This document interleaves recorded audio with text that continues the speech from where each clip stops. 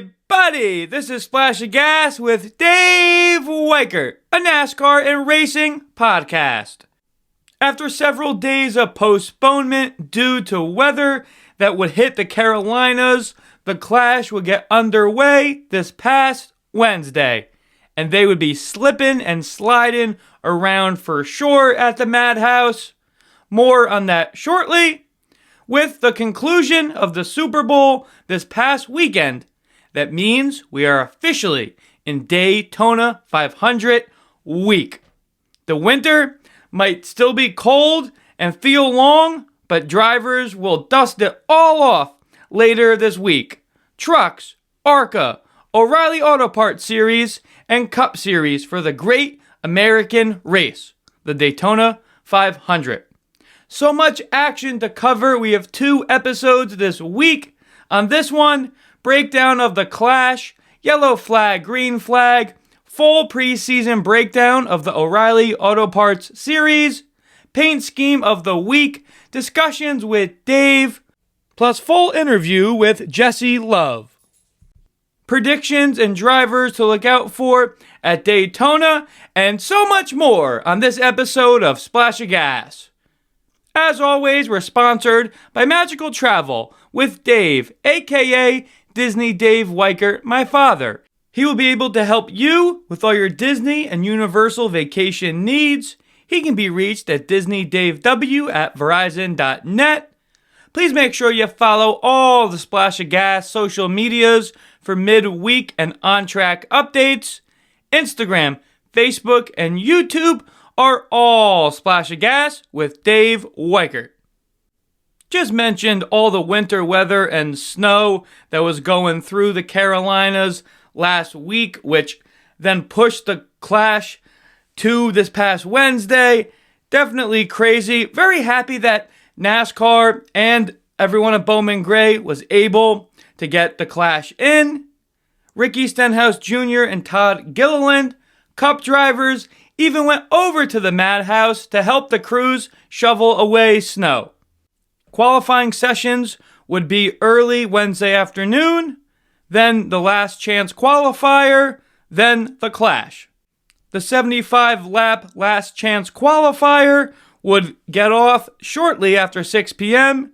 Josh Berry would go on to win, locking himself into the main event alongside Austin Cindric and Alex Bowman. The first guy out, unfortunately, was Corey LaJoie.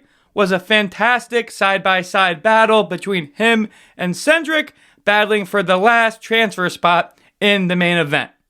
Alex Bowman, just to clarify, does get the final spot, which was earned by a provisional, as he was the highest driver at the 2025 points that hadn't already qualified for the main event.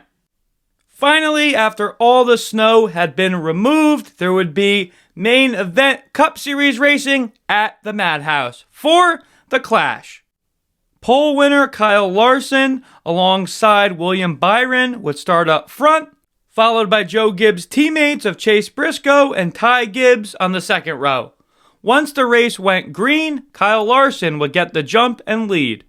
The first yellow flag would fly on lap 51 for debris. Larson would still be leading as Byron and Briscoe still make up the top 3. Larson and Byron restart. Again, Kyle powers on the outside lane to the lead. Byron falls in second. 8 laps later, Chase Briscoe would pass Byron for second. First yellow for incident would go down on lap 54. A accordion effect would happen in one of the turns, spinning Bubba Wallace. Larson has to take the bottom as his teammate of Byron restarts on the second row. Larson on the inside and Briscoe on the outside. The two duke it out on the restart, racing door to door for several laps. Kyle would get the upper hand eventually and clear. Byron would not give him any room to Briscoe and prevail to the P2 spot. Then on lap 71, Byron would get by Larson and clear. That would send Kyle Larson falling to the outside lane.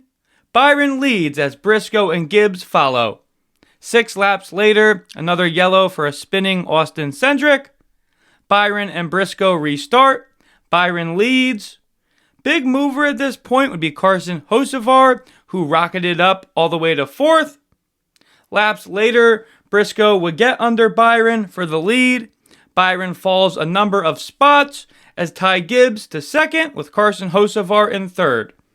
Ty Gibbs would eventually get past Chase Briscoe for the front spot, and that would bring us to the halfway caution of the race. Cars would come back on track after controlled pit stops, but then have to go back off the track as sleet would start to fall. Teams would put their wet weather tires and packages on. After a delay, Gibbs and Briscoe restart up front. Everyone is slipping and sliding on the restart. Ty Gibbs gets the lead, but many would spin out, bringing out the yellow. Briscoe gets the jump. Following restart, Briscoe gets the jump on Ty Gibbs and Carson Hocevar, who are 2nd and 3rd. After 2 more yellows, Briscoe and Hocevar on the restart. Hocevar fires it off, holds the grip, and takes the lead. Then it would get wild on the wet track. Another restart with 57 to go. Shane Van Gisbergen and Ryan Preece on the front row with Hocevar and Ty Gibbs behind them. Then again, another yellow shortly after. With too many yellows to count, several running out of fuel, we fast forward to another controlled stop. 20 laps to go. Ryan Preece and William Byron restart. Preece launches it and leads. Ryan Blaney gets the 2nd. Another yellow after Kyle Larson gets torn up. Preece and Blaney restart. Again, Preece leads. 10 to go. Ryan Preece still leads up front. William Byron up to 2nd. Can he catch Ryan Preece? No, he could not. Ryan Preece wins the 2026 Clash. Congratulations to everyone at RFK Racing. And yes, I understand it's the exhibition Clash, but congratulations to Ryan Preece on his first Cup Series win. Quick look at the prediction we made for the Clash. Went with Denny Hamlin. He finishes 5th. Yellow flag, green flag for the Clash. Yellow flag, the dang cold weather. Heck, even Ricky Stenhouse Jr. and Todd Gilliland had to come out and help shovel the grandstands. Kudos to those guys and NASCAR for finally getting in the Clash after that cold snap. Green flag, Ryan Preece. His persistence and determination, not just in the Clash, but throughout his whole career. On short tracks, at Daytona, this guy brings it everywhere. And that was shown at Bowman Gray last Wednesday night. You could see how emotional Preece was getting after the win. Now for trivia question time. This episode's question is, what was the first NASCAR race that was nationally televised from start to finish? Answer coming at the end. Now for Discussions with Dave, Part 1, Wet Weather at the Clash. Yes, the wintry weather pushed the Clash back into the middle of the following week, and they ran it on a Wednesday. Everything seemed to be going good until the halfway break, where there was hail and rain coming down at the track. NASCAR had the teams put the wet weather packages on, and from that restart and so on, completely lost track of the amount of cautions that were going on. And at Bowman Gray, they were not counting the yellow laps because it's a quarter-mile track. There was a number of drivers that started running out of fuel. With the amount of cautions on a short track, it did take it away a little bit. And yes, yellow flags at a short track are a common occurrence, but this was the most yellows by far at any Clash. It was exciting racing, seeing guys you don't typically see at the front. Shane Van Gisbergen, Ryan Preece. Then Ryan Preece goes on to win the Clash. He is a racer through and through. Not taking away anything that he earned on Wednesday night. Just took a while to get to that point, unfortunately. That rolls us right into our next topic. Please bring the Clash back to Daytona. This is not the first time you've heard me say this, and Bowman Gray is a heck of a lot better compared to the short track that they built out in the LA Coliseum for 3 years in a row. The second year in a row at Bowman Gray, unfortunately, got bit by the wet weather bug. And this is nothing against Bowman Gray. That track has a place in NASCAR history. But what the Clash is supposed to be, an exhibition race, a true clash, you have to have it at one of these big tracks. Daytona, maybe Talladega at the end of January. Is it too early to have a race at Dega already? I don't know. But between Talladega, or just go back to the roots where the Clash was ran for the longest time at Daytona. Moving right along, more silly season news in DWD. Now we know what Nick Sanchez's plans are going to be for 2026. In December, we were truly blindsided by the news that Nick Sanchez and Big Machine Racing would be splitting. Nick Sanchez won in Atlanta with that team.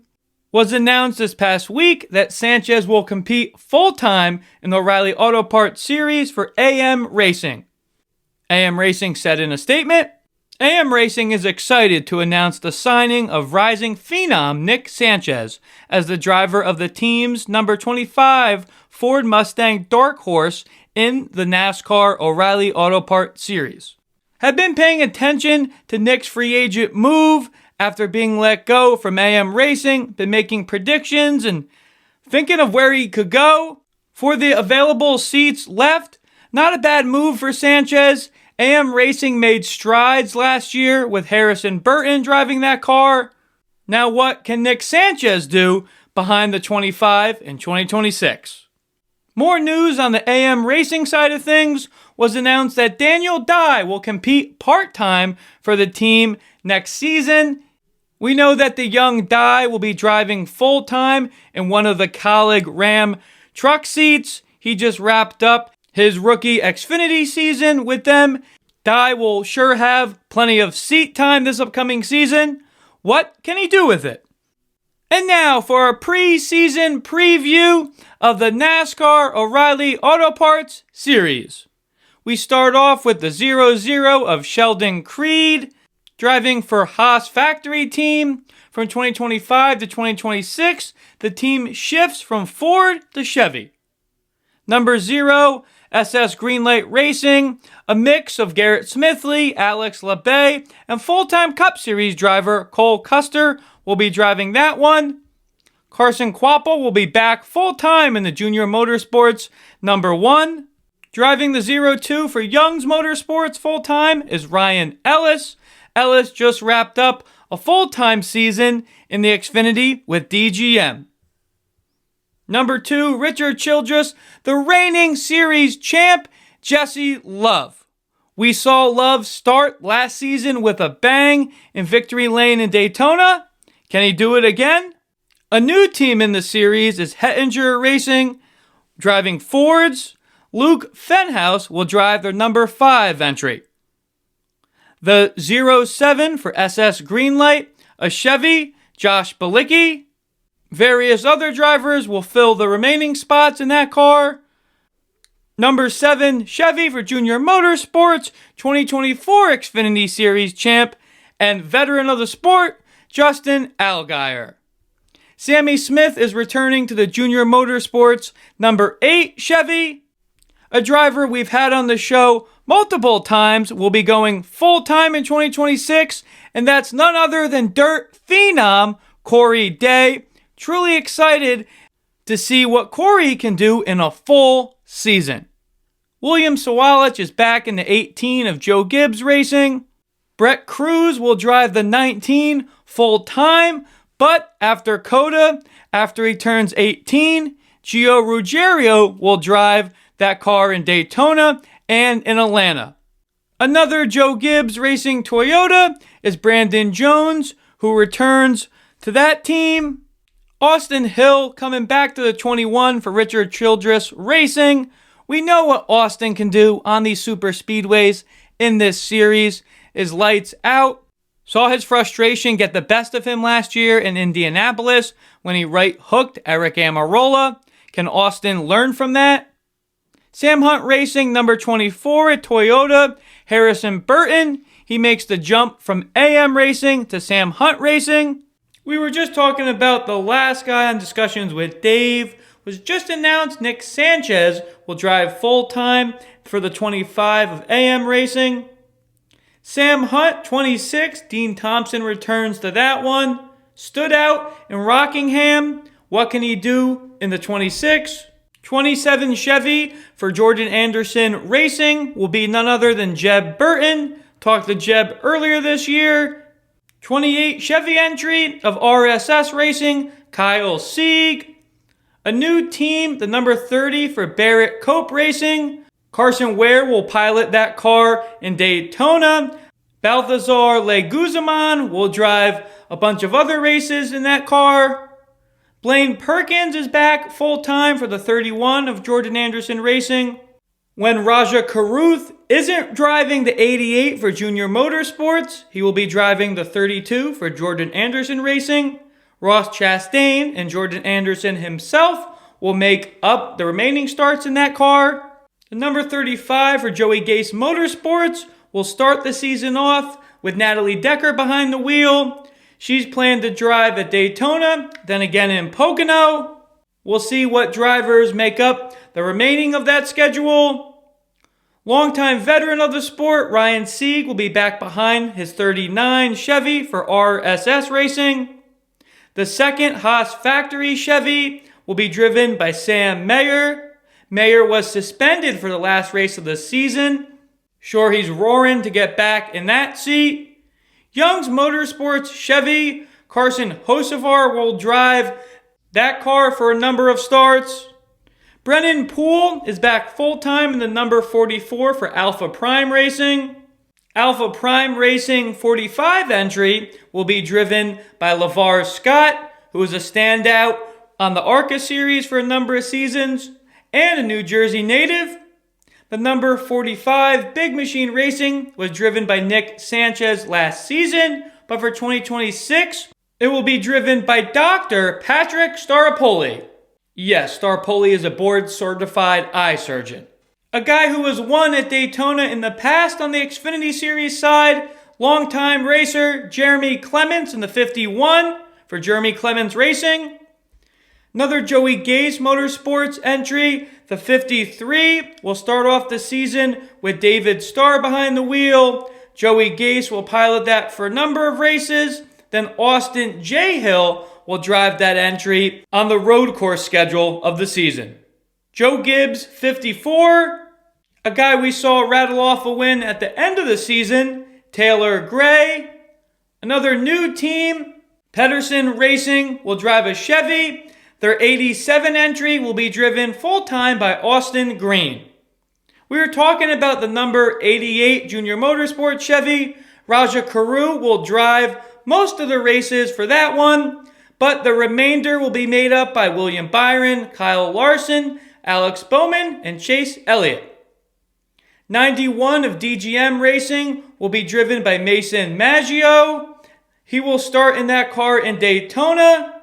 Now to DGM's 92 entry, a guy that went to college for a couple seasons, but he's back home in the Florida-based DGM where he's from. Good old buddy, Josh Williams. So excited for Josh to be back paired with DGM. Last but not least, the two Viking Motorsports Chevys. Last year, they ran their 99 entry for most of the season. In 2026, they are expanding to two full-time cars. Anthony Alfredo will drive the 96, and Parker Retzlaff will drive the 99. And that is the NASCAR O'Reilly Auto Parts pre-season preview for 2026. Now for Paint Scheme of the Week, Part 1. Throwing it back to a NASCAR legendary paint scheme.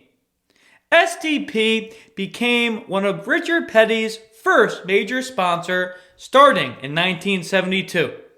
That STP logo is iconic for being on the historic 43 by the King. Now for discussions with Dave, part 2. Just talking about the pros and cons of NASCAR hosting the Clash at Bowman Gray. The guy that ended up winning, Ryan Preece, yes, even though it's a non-points paying exhibition race, if you know Ryan Preece's story and come up, he is a short track guy from Connecticut, known for driving modifieds. Preece has sure had his ups and downs in the sport. You can see how emotional he was getting out of that car in Victory Lane there at Bowman Gray last Wednesday. You could truly see how much the win meant to Preece. Moving along, next topic. Spire Motorsports signs Carson Hocevar to a long contract to pilot their number 77 Chevrolet. You heard me when Hocevar was in the Truck Series, when he was piloting one of the Chevys for Nice Motorsports. I'll be honest, I truly did not expect him to make that jump full-time to Cup Series this quickly. Nonetheless, we saw Carson run at the front of a number of races last year and contend for wins. He was running hard at Bowman Gray, and the extension by Spire, just cements that even more, how much faith they have in the young driver from Portage, Michigan. Been talking about the Ram Colleague Racing race for the seat, which was a racing reality TV show. 14 drivers would compete for the last Ram Truck Series seat with Colleague Racing. In the end, Z-Max Cars Tour standout Minnie Tyrell will go on to win. Minnie will drive the Colleague Racing 14 in 2026 full-time. Excited to see what he can do. Last but not least on discussions with Dave, been talking about Corey Haim's proposed part season Cup schedule with 23XI Racing. Now we know what it's going to be. He will have a 12-race Cup Series schedule. Corey will be driving the 67. He'll start the season off running the Daytona 500 as an open car. He won't race again until Kansas in April. Haim will run the Coca-Cola 600, the San Diego Street Course, Chicagoland, Brickyard 400, Southern 500, and the finale of the season at Homestead, Miami. What can the 2025 Truck Series champion do in 23XI equipment on double the amount of Cup races than last year? Going to have my drivers to look out for the ARCA Daytona race along with the truck race. On this episode, we'll have the drivers to look out for the O'Reilly Series and of course the Daytona 500 on part 2, which we'll put out later this week. Here are the drivers to look out for at the ARCA Daytona race. Starting right off, Jake Finch. We've seen Jake win at Talladega at the ARCA level before. Minnie Tyrell, guy we were just talking about. He'll be getting seat time in the 17. Giovanni Ruggiero, guy just won in the Truck Series at the end of 2025 at Talladega. Greg Van Alst has won the ARCA's race at Daytona previously. Good to see Greg back at running the series in the race. Daniel Dye will be running the 24. Daniel will have his hands full throughout the weekend, running the truck race Friday night and double duty ARCA and O'Reilly on Saturday. Gus Dean, another ARCA Daytona past champ, will be in the 25 entry for Nitro Motorsports. Isabella Robusto, another Nitro Motorsports car to look out for. Isabella will be back in the 55. A New Jersey native and another Nitro Motorsports driver, Thomas Annunziata, will be in the 70. A guy we just saw in Allentown and in Atlantic City. He was flipping and flying in AC. The 71, Klaus Motorsports, Andy Jan Kowiak. And yes, there is an Earnhardt in the ARCA race, Bobby Dale Earnhardt is back in the ARCA seat driving the 89. His paint scheme is very cool. We'll be talking about it in part 2 this week. Bobby Dale is running a throwback paint scheme in tribute to his grandfather, Dale Earnhardt Sr. As we know, Dale, 25 years ago in the Daytona 500 in 01, lost his life. Great to see that paint scheme back in the high banks at Daytona. 2 ARCA drivers that hold a soft spot for Splash of Gas, 91 of Ryan Vargas and the 93 driven by Caleb Koster. Last but not least, West Virginia native Jason Kitzmiller is back in the 97. Now for the drivers to look out for, Daytona Truck Series. Tried to get this number of drivers smaller and smaller, but it's difficult. I'll do my best to be quick. Grant Infinger, Alabama native. We know what he can do on super speedways. Caden Honeycutt, he was in the Champ 4 last year, replacing Stuart Friesen after his unfortunate leg injury. Honeycutt is driving the 11 truck that we saw Corey Heim win the championship last year. Cole Butcher, Canadian driver, won the ASA All-Star Tour last year. He's going to go full-time with ThorSport. Justin Haley, fresh off multiple full-time Cup Series seasons, he rejoins Colleague Racing, this time driving one of their Ram entries full-time. Gio Ruggiero, talking about him on the Xfinity side, he is again running full-time in the trucks for Tricon. As we were saying earlier this week, this race is truly stacked with NASCAR talent, young and old. No offense to you, Smoke, but Tony Stewart, I'm so excited to see him back behind a truck. Can't wait to see that up close. Dawson Sutton, after his rookie year in 2025, will be back behind the Rackley War 26. Lane Riggs, Front Row Motorsports truck, and his teammate Chandler Smith on the 38. Those two guys each made the playoffs last year. Riggs somehow let the Champ 4 slip away in Martinsville. Both of those trucks will be championship contenders in 2026. Another motorsports superstar excited to see in this one, Travis Pastrana will be driving the 42. 2023 Daytona 500 champ Ricky Stenhouse Jr. will team up driving the Chevy Silverado for Nice in that one. Teammates with Pastrana as well. Just talking about him, Stuart Friesen is all healed up from his injuries last year. He will be back full-time behind the Hallmark Friesen 52. The last full-time Truck Series driver we'll touch upon, 99, two-time champ, Ben Rhodes. Then, still got a stacked lineup. John Hunter Nemechek driving the 62, the second Hallmark Friesen truck they're bringing to Daytona. Corey LaJoie is driving the 75 for Henderson Racing. Henderson, we saw originally win the Truck Series race last year with Parker Kligerman, but they did not pass qualifying. Last but not least, running several races with Spire is Carson Hocevar in the 77.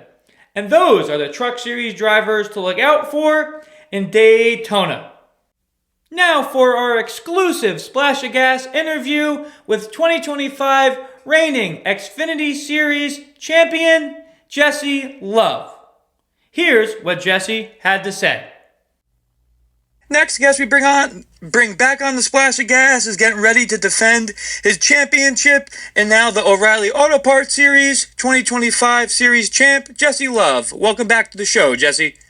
Thank you. I appreciate you having me on. Yeah, of course. Last I spoke to you a few days after you won the Xfinity Championship in Phoenix. You've had some time to let that soak in. How does it feel to be the 2025 champ now going into a new season? Yeah, it's amazing, right? I mean, having the confidence for yourself and for the team is important too. But, at this point in the off season, as we're, literally a couple hours now from hitting the racetrack, you really just try to disconnect from it a little bit, for me at least. So I'm trying to do that and, just not get complacent, right? find something new to go chase, a new goal, a new calling, whatever it is, right? You got to go find new things to go chase and get after. And, I feel like I'm in a pretty good headspace now. Awesome. Thanks for sharing that. Glad to see where you're at. You stayed busy during the off season, racing in the Chili Bowl Nationals out in Oklahoma, was covering that for the show as well. Sure, you wanted your week to end differently, but how was that racing and that experience? It was great. I mean, having the ability to go and race in Daytona or in Chili Bowl is always special. I love going to Tulsa. I love racing the Chili Bowl. It's in my opinion, the hardest race in the world to go in. I can't think of anything harder than the Chili Bowl, more challenging, where you have to be so good at your craft to go succeed. So, always love going down there. And it was a really, great experience up until the crash, coming to the checkered. That was, just pretty heartbreaking for me. We had a really good shot at one point to, have a chance to lock in to Saturday. I think we went from 24th to 4th to 3rd for a little bit.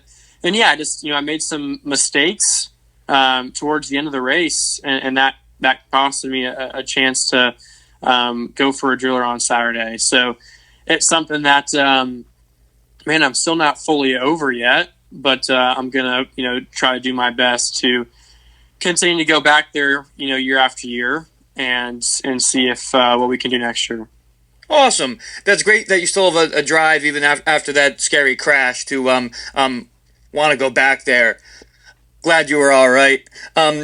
Since last season started off with a bang for you, and you win the first race in Daytona a year ago, RCR's Super Speedway package has been lights out with you and Austin on the Xfinity side in the recent years.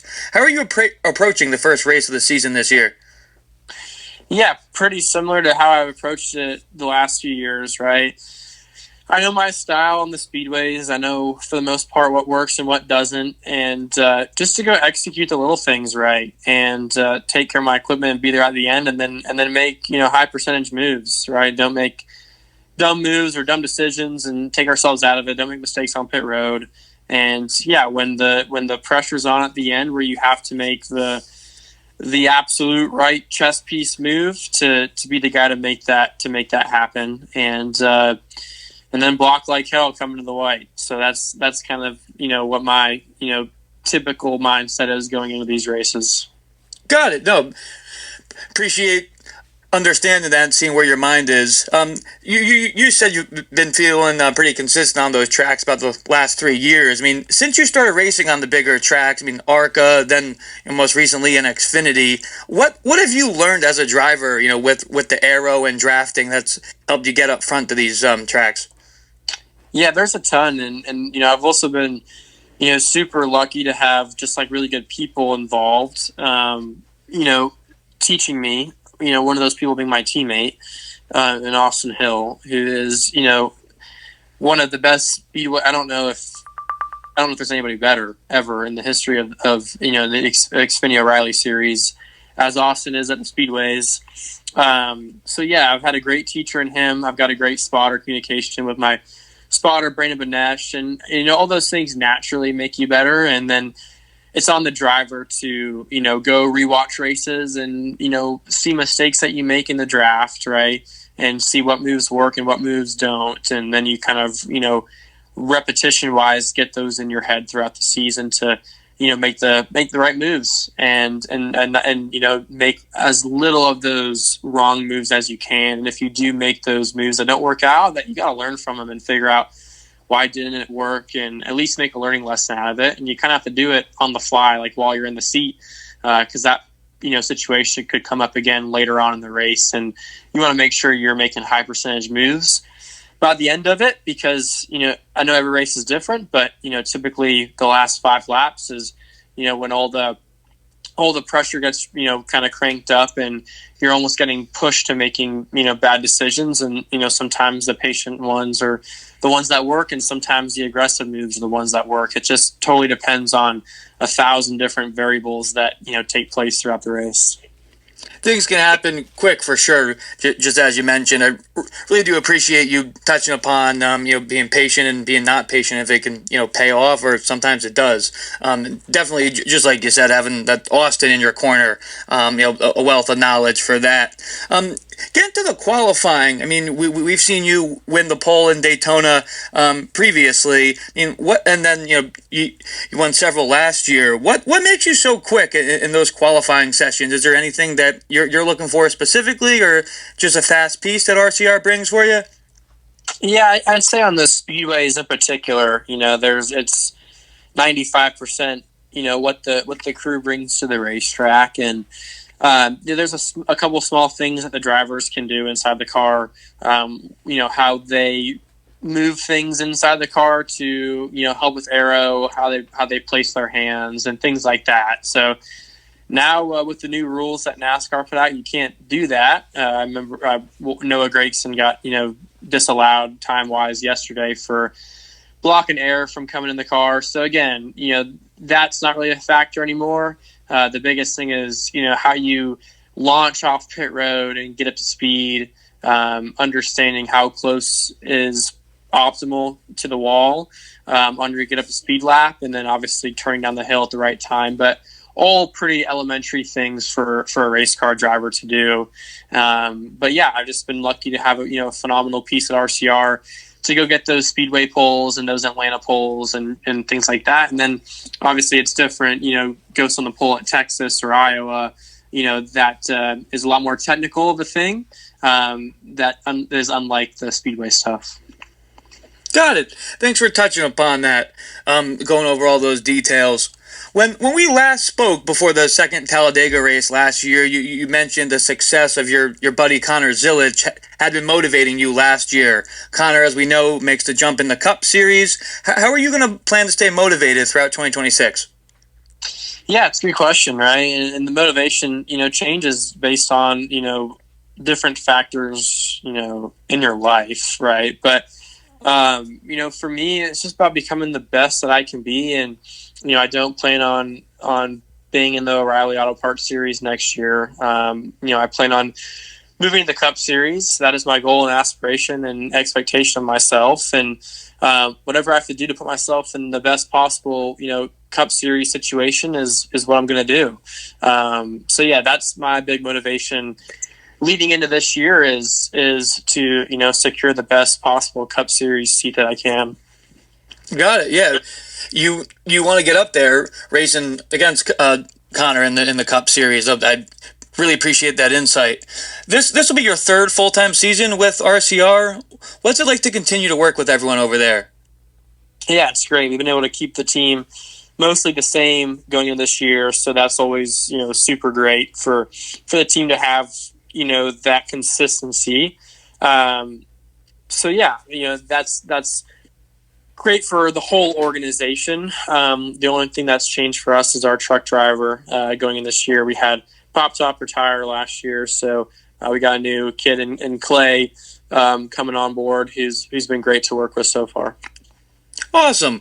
Glad that you can add new guys swiftly to the team and can continue working with the ones there. That's awesome. Of course, last year ended with the championship. Is there anything or any package that you feel like you can improve on from 2025?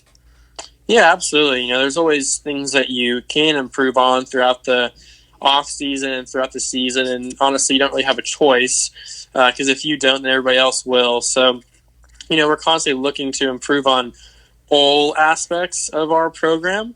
But, in particular, right, we're looking at the tracks, like the short tracks like Martinsville and Bristol, are a couple tracks that we're, really focused heavily on to, go and perform at well this year. Awesome. Thank you for touching upon that. And last question, there's a new playoff format, as we know, going into 2026, going back to the chase, getting rid of the win and you're in.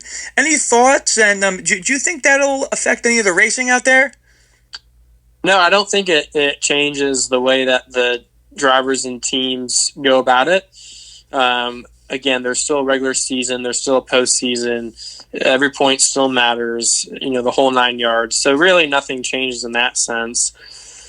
But, I do think that the fans will have a better experience, right? They're going to get more of what they wanted. So I think NASCAR hit the nail on the head for sure over the off season and found a really good program going into 2026.